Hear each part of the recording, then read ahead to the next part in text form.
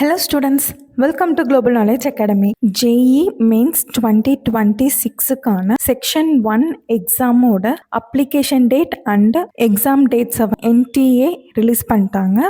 Online application date October 31 to November 27 வரைக்கும் ஓப்பனில் இருக்கும். லாஸ்ட் டேட் ஆஃப் அப்ளிகேஷன் வந்து நவம்பர் 27 11 PM.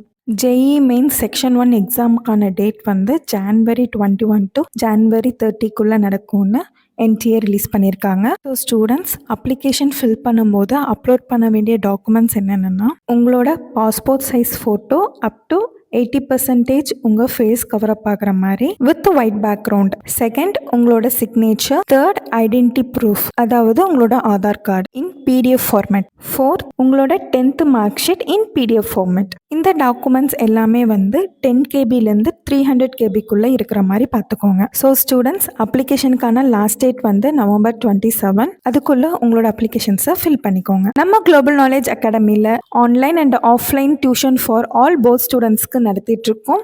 நவம்பர் 7க்குள்ளே ஜாயின் பண்ணுறவங்களுக்கு 50% கன்செஷன் செயல்படுத்திட்டு இருக்கோம். குவார்டர்லியில் மார்க் கம்மியாச்சுன்னு கவலைப்படுறீங்களா?